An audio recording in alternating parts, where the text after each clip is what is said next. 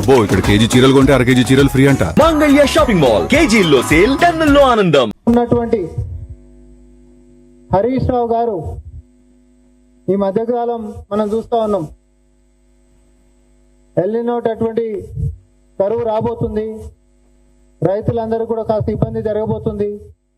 దీని నుంచి ఎట్టి పరిస్థితుల్లో మనందరం గట్టెక్కాలనేటటువంటి అంకిత భావంతో గౌరవనీయులు ముఖ్యమంత్రి వర్యులు రేవంత్ రెడ్డి గారు వాళ్ళకి ఆల్టర్నేట్ క్రాప్స్ అయినా లేకపోతే ఉచిత సీడ్స్ అయినా ఏ రకంగా రైతులకు మనకు మంచి జరగాలనేటటువంటి ఆలోచన అధికార పక్షం చేస్తుంటే, ఈ రాష్ట్రం సర్వనాశనం అయిపోవాలి, మేము లేనప్పుడు ఇది ఎవరికి దక్కొద్దు, కాబట్టి ఇది ఎట్టి పరిస్థితులలో కూడా రైతులు అనేటటువంటి వాళ్ళు ఏడవాలే, ఏడుస్తేనే ప్రభుత్వం మీద వ్యతిరేకత వస్తుంది, ఆ వ్యతిరేకత వచ్చినప్పుడే మాకు లాభం జరుగుతుంది, ముఖ్యమంత్రి రేవంత్ రెడ్డి గారికి నష్టం జరుగుతుంది అనేటటువంటి దురుద్దేశంతో కానీ విని ఎరగని రీతిలో క్షుద్ర పూజలకు పాల్పడ్డటువంటి ఒక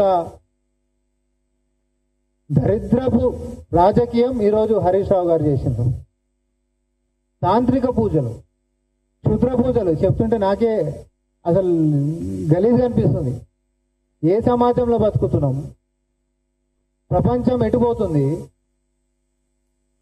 మన యొక్క ఆధునిక తరంలో మనం భవిష్యత్తును నిర్మాణం చేసుకునేటటువంటి ప్రణాళిక వేసుకొని ముందుకు పోవాల్సినటువంటి నేడు తాంత్రిక పూజలు చేసి మరి ప్రజలు మొత్తం సర్వనాశనం కావాలి, రాష్ట్రం సర్వనాశనం కావాలి, తద్వారా అధికార పక్షం ఈరోజు నష్టపోవాలి, రాజకీయంగా వాళ్ళు ఓడిపోవాలనేటటువంటి దాంతో. ఎందుకంటే ప్రతిపక్షాలు లేకుండి అనేక రకాల అబద్ధాలు మా మీద వేసిన, బట్టగాల్చి మా మీద వేసిన, పనికిరాని ఛాలెంజ్లు చేసిన మా యొక్క పరిపాలనతో మేము తిప్పికొడుతున్నటువంటిది తట్టుకోలేక హరీష్ రావు గారు 2 మార్చ్ 2026 తిరుచిరపల్లి, మళ్ళా 31 మే 2025 నుంచి 1 జూన్ 2026 దాకా శివమొగ్గ అని అంటాం, జయ అఘోర కాళీ తాంత్రిక పూజలు చేసేటటువంటిది. ఎందుకంటే అక్కడ తాంత్రిక పూజలకు ప్రసిద్ధిగాంచినటువంటిది అది. తాంత్రిక పూజలు ఓడి చేస్తాడు. మళ్ళా 2/6/2026 తిరుచిరపల్లి, మళ్ళీ 23/7/2026 మళ్ళీ శివమొగ్గ. ఇన్నిసార్లు ఇన్ని రోజులు అక్కడ తాంత్రిక పూజలు హరీష్ రావు గారు దేనికోసం చేసినావు? సూటి ప్రశ్న. మొదటనేమో 2 మార్చ్ 2026 తిరుచిరపల్లి, తర్వాత 31 మే 2026 నుంచి 1 జూన్ 2026 దాకా శివమొగ్గ, మళ్ళా 2 జూన్ 2026 తిరుచిరపల్లి, మళ్ళా 23 జూలై 2026 శివమొగ్గ. తాంత్రిక పూజలకి ప్రసిద్ధిగాంచిన శివమొగ్గ తిరుచిలోని జయ అఘోరి కాళీ, తిరుచిలోనేమో తిరుచిరపల్లినేమో జయ అఘోరి కాళీ, తాంత్రిక పూజలకి ప్రసిద్ధిగాంచినటువంటిదేమో శివమొగ్గ, మనం శివమొగ్గ అని కూడా అంటారు దాన్ని. కొన్ని నెలలుగా క్షుద్ర పూజలు చేయాల్సినటువంటి అవసరం హరీష్ రావు గారికి ఏమొచ్చింది? తాంత్రిక పూజలు చేయాల్సినటువంటి అవసరం హరీష్ రావు గారికి ఏమొచ్చింది? అక్కడికి ఎందుకు పోయారు?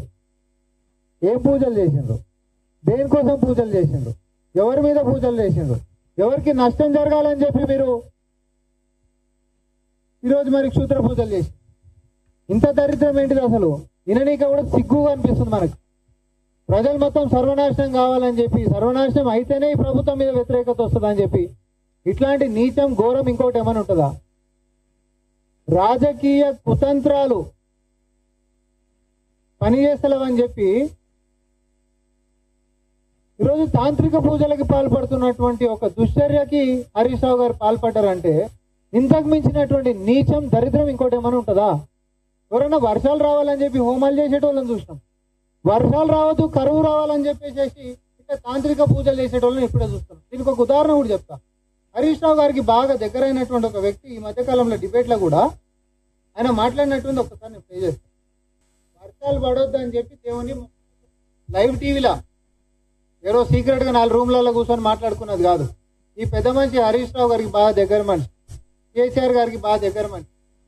వీళ్ళు వి ప్రకాష్ గారు రీసెంట్ గా ఒక లైవ్ టీవీలో మొక్కుకుంటున్నాం భరత్ గారు బరాబర్ వర్షాలు పడవద్దని చెప్పి మేము దేవుని మొక్కుకుంటున్నాం.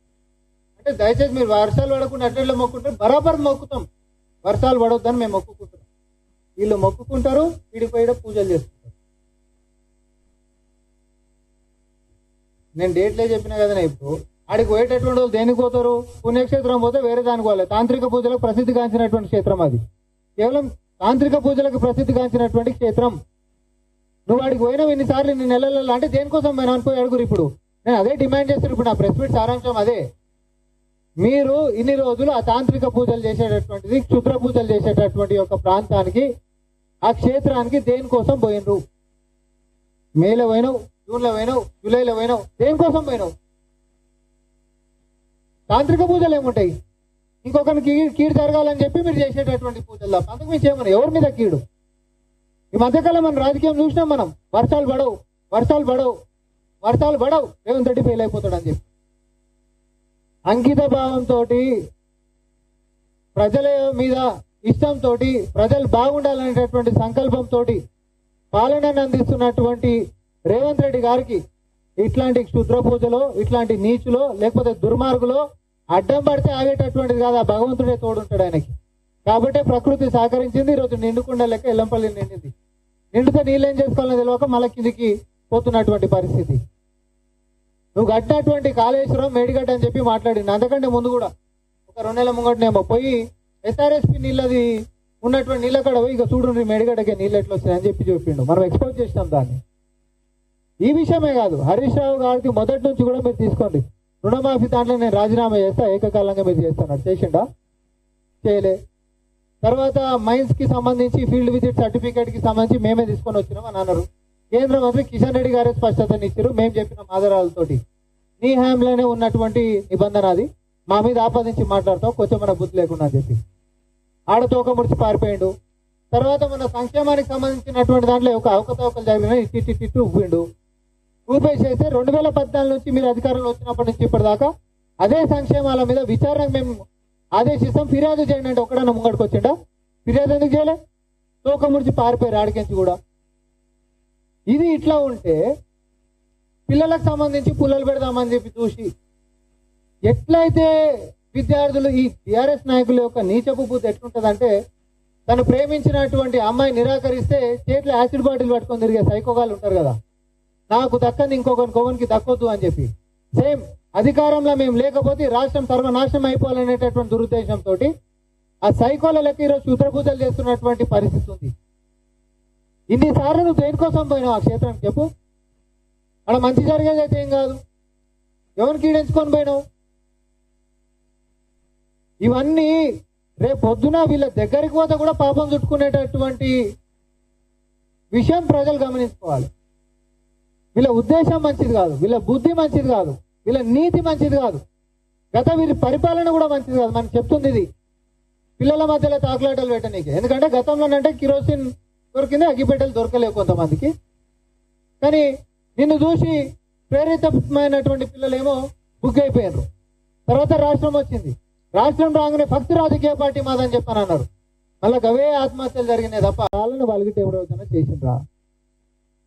ఇక్కడ రైతులలో పుల్లలు పెడదామని వాళ్ళని రెచ్చగొడితే చచ్చిపోతారేమో అనుకోని హరీష్ రావు గారు కుట్రలు చేస్తుండ్రు. కానీ అట్లాంటివి జరుగుతలే. రీసెంట్ గా బాల్క సుమన్ గారు ఆయన యొక్క వ్యాఖ్యలనే చెప్పిండు, రోడ్ ఎక్కుదాం అని అంటే రైతులు ఎవరు వస్తలేరు, మనోళ్ళే 3-4 ఉంటారు, కాబట్టి విధ్వంసాలు చేసుకుంటూ పోదామని చెప్పి. విధ్వంసాలు చేయండి అని చెప్పి కార్యకర్తలకి ప్రేరేపించేటటువంటి నాయకత్వం ఆయన, రెచ్చగొట్టి ఆత్మహత్యలకి ప్రేరేపించేటటువంటి ఇట్లాంటి నీచపు రాజకీయాలైనా, విద్యార్థుల మధ్యలో చిచ్చులు పెట్టి అగ్గి పెట్టి వాళ్ళని ఆత్మహత్యలకు పాల్పడేటట్టుగా రాజకీయాలు చేసేటటువంటి నీచ బుద్ధైనా, ఇవన్నీ ముందుకు సాగుతలేవు. ప్రజాప్రభుత్వం ముంగట వాళ్ళు సంక్షేమంతో మాట్లాడుతున్నారు, పారదర్శకతోటి మాట్లాడుతున్నారు అని చెప్పి ఇవన్నీ అయితలేవు అని చెప్పి పోయిగా మంత్రాలు తంత్రాలు కడుకుపోయాడు. ఇంత నీచం ఏమని ఉంటుందా? ఇంతకు మించినటువంటి దరిద్రం ఇంకోటి ఏమని ఉంటుందా? మీరందరూ పోయి నా డిమాండ్ ఒకటే, హరీష్ రావు గారు మీరు ఆడ ఎందుకు పోయినరో మీరు దీని మీద స్పందించాల్సినటువంటి బాధ్యత ఉంది. మీడియా మిత్రులకు నా యొక్క విజ్ఞప్తి అదే. మీరు పోయి అడగండి, పలానా దగ్గరికి పోయి మీరు తాంత్రిక పూజలు ఎందుకు చేసిర్రు అని. లేకపోతే కాంగ్రెస్ పార్టీ ఈ రోజు నుంచి తెలంగాణలో హరీష్ రావు గారి పేరు తన్నీరు హరీష్ రావు కాదు, తాంత్రిక్ హరీష్ రావు అని చెప్పి పిలుస్తాం. ఇక మీ పేరు ఈ రోజు నుంచి తాంత్రిక్ హరీష్ రావు. తంత్రాలతోటి ప్రజలు కష్టాల పాలవ్వాలని, రైతులు ఎండిపోయి సావాలని, రాష్ట్రానికి కరువు రావాలని మీరు ఏవేవైతే పూజలు చేస్తా ఉన్నారో ఆ భగవంతుడు మంచి చేసేటటువంటి వారిని ముందుకు నడిపిస్తూనే ఉంటాడు. రేవంత్ రెడ్డి గారిని ఎప్పటికి గెలిపిస్తూనే ఉంటాడు. మీ కుట్రలు కుతంత్రాలు అనేటటువంటివి ఎప్పుడు నడవనే నడవు.